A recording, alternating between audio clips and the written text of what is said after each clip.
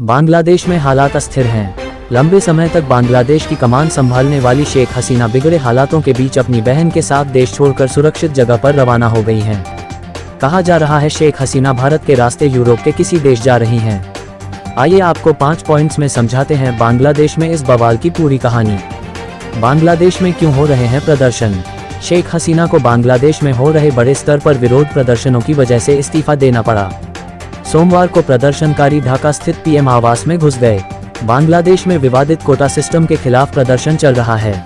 इस सिस्टम के तहत 1971 में बांग्लादेश की स्वतंत्रता के लिए लड़े गए संग्राम में हिस्सा लेने वालों के रिश्तेदारों को 30% सरकारी नौकरियां दी जाती थीं।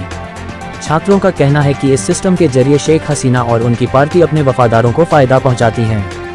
हालात अस्थिर हैं। लंबे समय तक बांग्लादेश की कमान संभालने वाली शेख हसीना बिगड़े हालातों के बीच अपनी बहन के साथ देश छोड़कर सुरक्षित जगह पर रवाना हो गई हैं।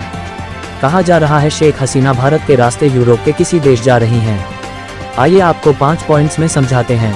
बांग्लादेश में प्रदर्शन पिछले महीने शुरू हुए और तब से अब तक इस बवाल में करीब 300 लोग मारे जा चुके हैं। शुरुआत में ये प्रोटेस्ट सिविल सेवा में कोटा के खिलाफ शुरू हुआ था, लेकिन बाद में इसने सरकार विरोधी रूप ले लिया और प्रदर्शनकारी पीएम शेख हसीना के इस्तीफे की मांग करने लगे।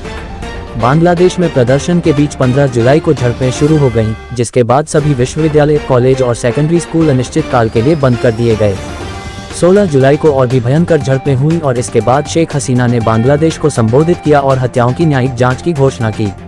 हालांकि इसके बाद भी हिंसा कम नहीं हुई। बांग्लादेशी सरकार ने 20 जुलाई को राष्ट्रव्यापी कर्फ्यू लगा दिया और सेना को तैनात कर दिया। इसके बाद 23 जुलाई को सरकार की तरफ से एक सर्कुलर जारी कर कहा गया कि कोटा सिस्टम में बदलाव किए जाएंगे, लेकिन प्रदर्शनकारी इस पर राजी नहीं हुए। इसके बाद सरकार ने रेड तेज कर दी और गिरफ्तारियां की जाने लगी। इसी दौरान यूएन की तरफ से बांग्लादेश सरकार से कहा गया कि वो प्रदर्शनकारियों पर अत्याचार न करे और इंटरनेट सेवाओं को बहाल करे। 29 जुलाई के बाद से प्रदर्शनकारियों ने अपना विरोध और तेज कर दिया।